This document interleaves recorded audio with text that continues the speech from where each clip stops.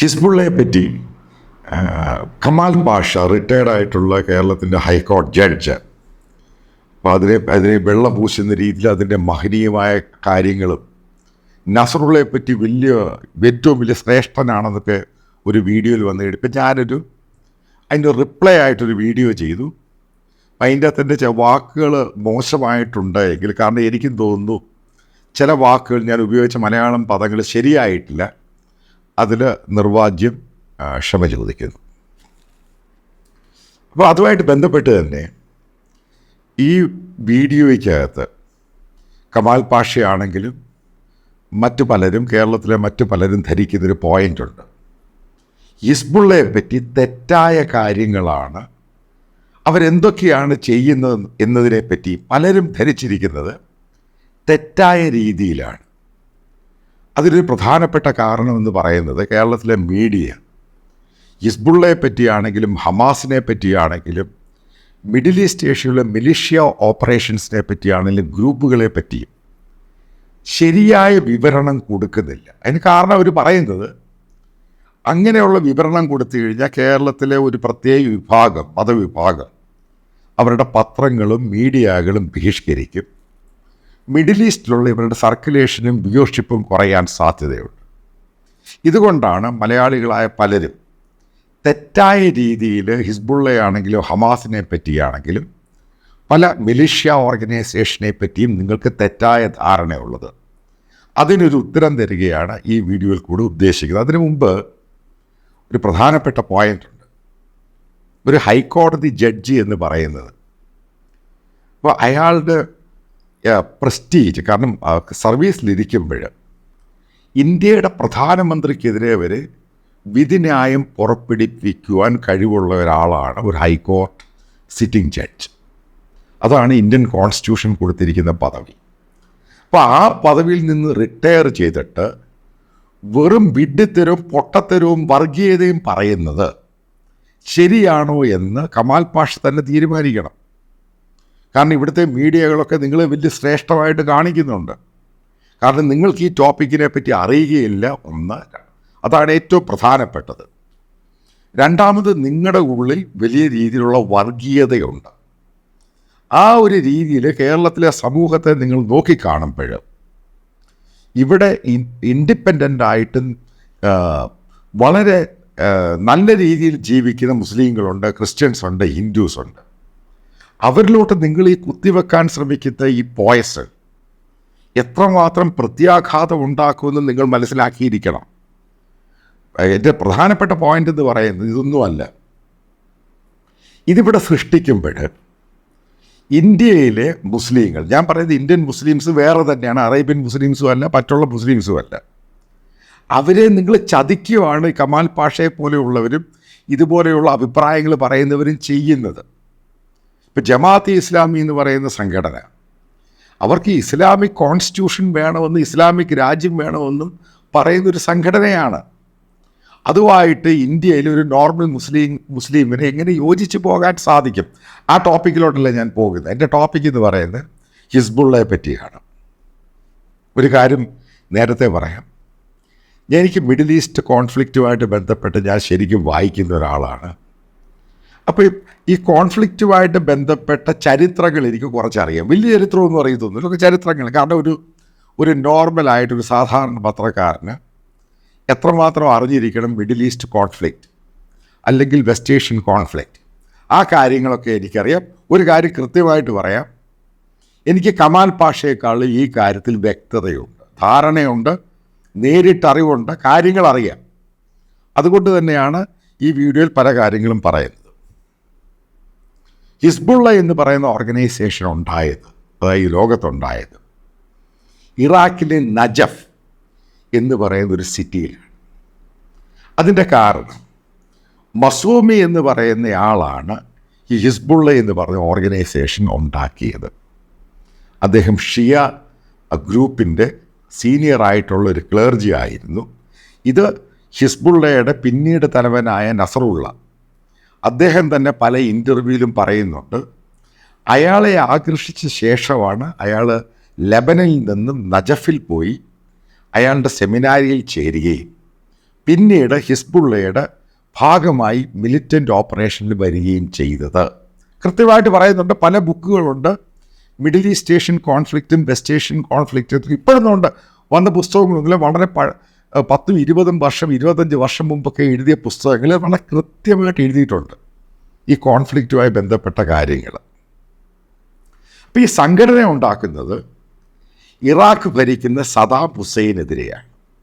അതായത് ഇറാഖിലുള്ള സുന്നികളെ തകർക്കുവാൻ വേണ്ടി, സുന്നി മുസ്ലിങ്ങളെ തകർക്കുവാൻ വേണ്ടിയാണ് ഹിസ്ബുള്ള എന്ന് പറയുന്ന ഓർഗനൈസേഷൻ ഇറാഖിലുണ്ടാക്കിയത്. ആദ്യം കമാൽ പാഷ നിൻ്റെ തലയ്ക്കകത്തിട്ട് ഇതിനു വേണ്ടിയാണ് ഈ ഓർഗനൈസേഷൻ ഉണ്ടാക്കിയത്.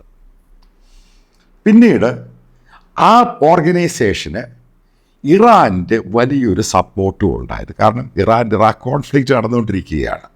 ആ കോൺഫ്ലിക്റ്റിൻ്റെ ബേസ് എന്ന് പറയുന്നത് ഷിയ സുന്നി ഇഷ്യൂ ആണ്. ഇപ്പോൾ ഇറാഖിലുള്ള ഒരു ഷിയ വിഭാഗത്തെ സാമ്പത്തികമായിട്ടും ആയുധപരമായിട്ടും സഹായിച്ചു കൊണ്ടിരുന്നത് അന്നുണ്ടായിരുന്ന ഖൊമൈനിയും അന്നുണ്ടായിരുന്ന ഇറാൻ്റെ പ്രസിഡൻറ്റുമാണ്. പിന്നെ റിപ്പബ്ലിക്കൻ ഗാർഡ്സ് ഇവർക്ക് വേണ്ടിയുള്ള ആയുധ സഹായവും ട്രെയിനിങ്ങും അന്ന് കൊടുത്തിരുന്നു. പിന്നീട് മനസ്സിലാക്കേണ്ടത്, നസറുള്ള ഇതിനകത്ത് വരുന്നത്, അദ്ദേഹം ബെയ്റൂട്ടിനടുത്തൊരു ഗ്രാമത്തിൽ ജനിക്കുകയും പിന്നീട് വളരെ ചെറുപ്പത്തിൽ തന്നെ 8ാമത്തെ 9ാമത്തെ വയസ്സിൽ ഇസ്ലാമിക് തോട്ട്സിൽ ആകൃഷ്ടനാകുകയും അതിനെപ്പറ്റി കൂടുതൽ പഠിക്കുവാൻ വേണ്ടി നജഫിൽ പോയി അവിടുന്ന് ട്രെയിനിങ് കിട്ടി. ഒരു മിലിറ്റൻ്റായിട്ടാണ് അയാൾ ലെബനനിൽ ബെയ്റൂട്ടിൽ തിരിച്ചു വരുന്നത്. മനസ്സിലാക്കുക, ഇത് ചരിത്രപരമായിട്ട് എല്ലായിടത്തും എഴുതിയിട്ടുണ്ട്. 1992 മസോമി എന്ന് പറയുന്നയാൾ ഇസ്രായേലി അറ്റാക്കിൽ കൊല്ലപ്പെടുമ്പോഴാണ് നസറുള്ള അതിൻ്റെ ചാർജിലോട്ട് വരുന്നത്. ഇത് വളരെ കൃത്യമായിട്ട് പറയുന്നുണ്ട്, പല ബുക്സുകളും പറയുന്നുണ്ട്, ചില ഗൂഗിൾ സെർച്ച് എഞ്ചിനിലും പറയുന്നുണ്ട്. നസറുള്ള ഇതിൻ്റെ ചാർജ് ഏറ്റെടുത്ത ശേഷം ഇതിൻ്റെ ഹെഡ് ക്വാർട്ടേഴ്സ് എന്ന് പറയുന്നത് നേരെ ബെയ്റൂട്ടിലോട്ട് മാറ്റി. അപ്പോൾ അവരുടെ ഫണ്ടമെൻ്റലായിട്ടുള്ള സംഭവം എന്ന് പറയുന്നത് സുന്നി മുസ്ലിങ്ങളെ നശിപ്പിക്കുക, ഇതായിരുന്നു ഇനിഷ്യലായിട്ട് അവർ നടന്നുകൊണ്ടിരുന്ന സംഭവം. ഇതിൻ്റെ ഭാഗമായിട്ട് ശ്രദ്ധിച്ച് കേൾക്കേണ്ട സംഭവമാണ്, ഈ ലെബനൻ എന്ന് പറയുന്ന രാജ്യത്ത് അവിടെ പാർലമെൻറ്റൊക്കെ ഉണ്ടെന്ന് പറയും, പക്ഷേ അത് വലിയ കാര്യമൊന്നുമില്ല. പക്ഷേ അവിടെ കോൺസ്റ്റിറ്റ്യൂഷൻ എഴുതി വെച്ചിരിക്കുന്നത് അവിടുത്തെ പ്രസിഡൻറ്റ് ക്രിസ്ത്യാനിയാണെങ്കിൽ അവിടുത്തെ സ്പീക്കർ എന്ന് പറയുന്നത് മുസ്ലിം ആയിരിക്കും. ആ മുസ്ലിം എന്ന് പറയുന്നത് അത് സുന്നി മുസ്ലിം ആയിരിക്കും. ഇത് എഴുതിയിട്ടുണ്ട്. ഇതാണ് ഇതിൻ്റെ തമാശ എന്ന് പറഞ്ഞാൽ ഈ ലെബനൻ്റെ കോൺസ്റ്റിറ്റ്യൂഷൻ്റെ പ്രാധാന്യം എന്ന് പറയുന്ന ഈ സംഭവം ഇത് പൊട്ടത്തിൽ എഴുതി വെച്ചിരിക്കും. അപ്പോൾ അവിടെ, അതായത് ഈ ലെബനനിൽ 126 പാർലമെൻ്ററി സീറ്റുള്ളതിൽ 62 സീറ്റുകളോളം ഈ ഷിയ മിലിറ്റൻ്റായ ഹിസ്ബുള്ളയ്ക്ക് താല്പര്യമുള്ള നസറുള്ളയുടെ പാർട്ടിയാണ് ജയിച്ചിരിക്കുന്നത്. പക്ഷെ അവർക്ക് അവിടെ മന്ത്രിയാകാൻ പറ്റത്തില്ല. ഈ got my point, this is A accurate point. ഇനി അടുത്ത സംഭവം കേട്ടോണം. സിറിയ എന്ന് പറഞ്ഞ രാജ്യത്ത് അവിടെ ഭരിക്കുന്നത് ആസാദ്. ഈ അസാദ് എന്ന് പറയുന്നയാൾ ഷിയ മുസ്ലിംസിൻ്റെ മറ്റൊരു മൈനോറിറ്റി വിഭാഗത്തിൽപ്പെട്ട ഷിയ തന്നെയാണ്. അയാളുടെ പ്രസിഡൻ്റായിരുന്നു. വളരെ വളരെ വർഷക്കാലമായിട്ട് ഡിക്റ്റേറ്ററാണ് അയാൾ. ഇയാൾക്കെതിരെ അവിടെ പ്രക്ഷോഭം ഉണ്ടായ സമയത്ത്, അവിടെ പ്രക്ഷോഭം ഉണ്ടാക്കുന്ന സുന്നി മുസ്ലിംസാണ്, ക്രിസ്ത്യൻസ് അല്ല. പ്രക്ഷോഭം ഉണ്ടാകുന്ന സമയത്ത് ഇയാളെ സഹായിക്കുവാൻ വേണ്ടി, കാരണം ഇവരുടെ എല്ലാം ഫണ്ടമെൻ്റലായിട്ടുള്ള സംഭവം എന്തുവാ, ഷിയ മുസ്ലിംസ് സഹായിക്കുവാൻ വേണ്ടിയിട്ട് നസറുള്ളയും കൂട്ടരും സിറിയയിലോട്ട് പോകുന്നു. അവിടെ ചെന്ന് ഈ സുന്നി മുസ്ലിംസിനെ ശരിക്കും തല്ലിക്കൊന്നുകളയുകയാണ് ഉണ്ടായത്. ഏകദേശം 100,000-ൽ പരം സുന്നി മുസ്ലിങ്ങളെയാണ് അസാദുമായിട്ട് ബന്ധപ്പെട്ട പ്രതിഷേധങ്ങളിൽ കൊന്നുകളഞ്ഞത്. കമാൽ പാഷ നിൻ്റെ തലയിലിടോട് വായിച്ചു നോക്ക് എന്തോ ചരിത്രം എന്നുള്ളത്. കാരണം താങ്കൾ പറഞ്ഞു നസറുള്ള ആരെയും ഒന്നും ചെയ്തിട്ടില്ല, മഹാനാണ്, കോപ്പാണെന്നൊക്കെ പറഞ്ഞില്ലേ, അതിൻ്റെ ഉത്തരവായി ഞാൻ തരുന്നത്. ഇനി അടുത്തത്, ഇവരെങ്ങനെയാണ് ഇസ്രായേലിനെതിരെയും അമേരിക്കയ്ക്കെതിരെയും തിരിയുന്നത്? ഒരു ചരിത്രമുണ്ട് അതുമായിട്ട് ബന്ധപ്പെട്ട്. ഇറാഖ് കോൺഫ്ലിക്റ്റ് കഴിയുമ്പോൾ പിന്നെ അമേരിക്കയുടെ പ്രസൻസ് ഉണ്ടായിരുന്നു ഇറാഖിൽ. ഇറാൻ്റെ പൊതുശത്രുവായിരുന്ന ഇറാഖിൻ്റെ ഇഷ്യൂ മാറിക്കിട്ടി. പിന്നീട് അമേരിക്കൻ സാങ്ഷൻ ഇറാൻ്റെ മുകളിലോട്ട് വന്നു. ഇതാണ് ഇഷ്യൂ.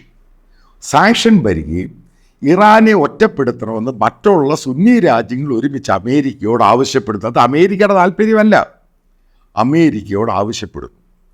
ഇതിന് അമേരിക്കയ്ക്ക് ഏറ്റവും പ്രേരകമായി നിന്ന ഘടകമെന്ന് പറഞ്ഞത് ഇസ്രായേലാണ്. അതിൻ്റെ കാരണം ഇറാൻ എന്ന് പറയുന്ന രാജ്യം ന്യൂക്ലിയർ വെപ്പൺസ് ട്രയൽസ് ഉണ്ടാക്കാൻ തുടങ്ങി.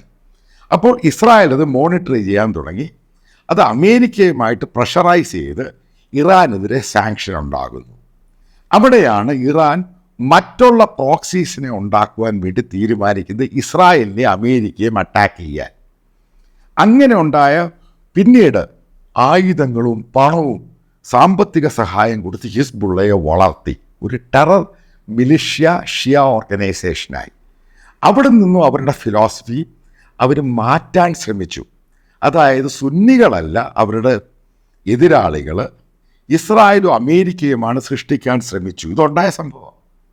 ഈ സമയത്താണ് സിറിയൽ ഇഷ്യൂ ഉണ്ടാകുകയും അവിടെ സുന്നികൾക്കെതിരെ തിരികെ അവിടെ കൊല്ലുകയും ചെയ്ത് കഴിഞ്ഞപ്പോൾ ഈ സുന്നികളുമായിട്ട് നേരിട്ടടിയായി. ഇതിൻ്റെ കൗണ്ടർ പ്രൊഡക്റ്റീവാണ് IS. മനസ്സിലാക്കുക കമാൽ പാഷ, നിനക്കറിയത്തില്ലേ പറഞ്ഞു തരാം. അതായത് ഷിയ മിലിറ്റൻസിനെതിരെ ഉണ്ടാക്കി വന്ന ഇസ്ലാമിക് സ്റ്റേറ്റ് എന്ന് പറയുന്നത് ഷിയക്കെതിരെ ഉണ്ടായ സംഭവമാണ് IS എന്ന് പറയുന്നത്. ഇതാണ് മനസ്സിലാക്കേണ്ടത്. ഇവിടെ പിന്നെ ജിയോ പൊളിറ്റിക്സ് നടക്കുകയാണ്. ഇറാൻ്റെ ഭാഗമായിട്ട് പല പ്രോക്സീസിൻ്റെ കൂടെ ഹൂത്തികൾ കയറി വരുന്നു.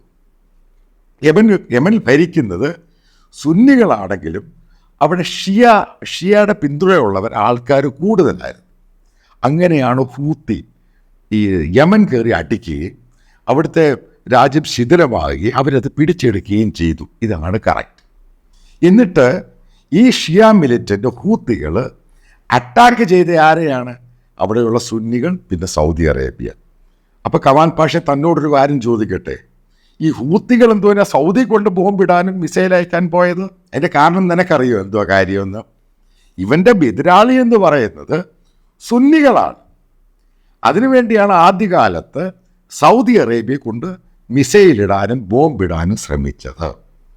പിന്നീട് ഇസ്രായേലുമായിട്ട് കാരണം ഇറാൻ എന്ന് പറയുന്ന ആ രീതിയിലോട്ട് ഹൂത്തികൾ സംഭവങ്ങൾ മാറ്റി.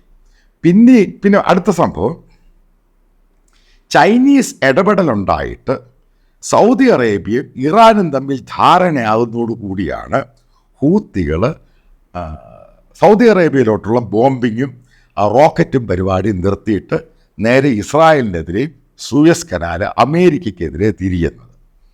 ഇവിടെയാണ് കാരണം ഇവർ മുസ്ലിം ലോകത്തെ ഒരുമിച്ച് നിർത്താൻ വേണ്ടി ഇറാൻ പദ്ധതിയിടുന്നത്. കാരണം സാങ്ഷൻ. ഇതിനിടയ്ക്ക് അമേരിക്ക തന്നെ കളിച്ച വേറെ കളിയുണ്ട്. IS ഉണ്ടായ സമയത്ത് ഈ ഷിയ മിലിറ്റൻസ്, അതായത് ഈ ഹിസ്ബുള്ള ഉൾപ്പെടെയുള്ളവർക്ക് അവരുടെ കയ്യിൽ നിന്നാണ് ISISനെ പറ്റി ഡീറ്റെയിൽസ് എടുക്കുന്നത്. കാരണം അതിൻ്റെ അത് ചാരന്മാർ കയറി എന്നിട്ട് അതെടുത്തിട്ടാണ് ISISനെ അടിക്കുന്നത്. ISISുമായിട്ട് ചിലയിടത്ത് ലോഹ്യമായിട്ട് ഷിയയുടെ നിന്നും കറിഞ്ഞ് ഡീറ്റെയിൽ എടുത്ത് അവന്മാരെ അടിക്കാൻ തുടങ്ങി. ഇതാണ് അമേരിക്കയും ഇസ്രായേലും ചെയ്ത പരിപാടി. കാരണം അവിടെയൊക്കെ പൊട്ടന്മാരായത് ഇസ്ലാം വിശ്വാസികളാണ്. നിങ്ങൾ അന്യോന്യം തമ്മിലടിച്ചു, അവർ പലരും നിങ്ങളെ മുതലാക്കി. ഇവിടെ ഇനി അടുത്ത ലാസ്റ്റ് പാർട്ടിലോട്ട് വരുമ്പോൾ ഇസ്രായേലുമായിട്ട് ബന്ധപ്പെട്ട്, അതായത് അമേരിക്കയുമായി, കാരണം ഇറാനെതിരെയുള്ള സാങ്ഷനാണ് ഇത്രമാത്രം ഇറാൻ അമേരിക്ക കൊടുത്തിരിക്കുന്ന സാങ്ഷൻ്റെ പേരിലാണ് ഇറാൻ ഹൂത്തികളെയാണെങ്കിലും ഈ ഹമാസിനെ ആണെങ്കിലും ഹിസ്ബുള്ളയും സഹായിച്ചത്. അതിൻ്റെ അവസാന ലാപ്പുകളാണ് നമ്മൾ കണ്ടത്. ഹിസ്ബുള്ള ഇസ്രായേലിലോട്ട് വെപ്പൺസ് അയക്കുന്നു, അതിൻ്റെ റിട്ടാലിയേഷൻ ഉണ്ടാകുന്നു. ഹമാസ് അറ്റാക്ക് ചെയ്യുന്നു, അതിൻ്റെ റിട്ടാലിയേഷൻ ഉണ്ടാകുന്നു. അമേരിക്ക ഇസ്രായേലിനെ സഹായിക്കാനായിട്ട് വരുന്നു. ഇനി പ്രധാനപ്പെട്ട പോയിന്റ്, ഈ പല സുന്നി രാജ്യങ്ങളും ഈ ഷിയ മിലിറ്റൻ്റായ ഹിസ്ബുള്ളയും ഹൂത്തികളെയും ഈ പറയുന്ന ഇറാൻ്റെ പല പ്രോക്സീസിനെ അക്സെപ്റ്റ് ചെയ്യുന്നില്ല. അത് കമാൽ പാഷ നിനക്കറിയാം എൻ്റെ കാരണം എന്താണ്? കാരണം അവർക്കറിയാം ഇത് മിലിറ്റൻ്റ് ഷിയ ഓർഗനൈസേഷനാണ്. ആദ്യം അവൻ്റെ തലയാണ്, മറ്റുള്ള അറബ് രാജ്യത്തിൻ്റെ തലയാണ് ഇവൻ എടുക്കാൻ പോകുന്നതെന്നറിയാം. ഇതാണ് ഇതിൻ്റെ ഗെയിം. അതായത് ഷിയ മിലിറ്റൻ്റായ ഹിസ്ബുള്ള ലോകത്ത് ഏറ്റവും കൂടുതൽ കൊന്നിട്ടുള്ളത് സുന്നി മുസ്ലിങ്ങളെയാണ്, ക്രിസ്ത്യാനികളെയും ജൂയിഷ് കമ്മ്യൂണിറ്റിയെ അല്ല. അതും നിൻ്റെ തലയ്ക്കകത്ത്, കാരണം നീ വെറും പൊട്ടനാണ്, കാരണം നിനക്കിതൊന്നും അറിയത്തില്ല. അതുകൊണ്ട് ഓരോന്നായിട്ട് പറഞ്ഞു തരുന്നത്. പിന്നീട് മറ്റൊരു പ്രധാനപ്പെട്ട പോയിന്റ്, ഷിയ മിലിറ്റൻറ്റിനെ തുലയ്ക്കാൻ വേണ്ടിയാണ് IS ഉണ്ടായത്. ഇതൊക്കെ ജിയോ പൊളിറ്റിക്സിൽ പല പുസ്തകങ്ങളും എഴുതി വെച്ചിട്ടുണ്ട്.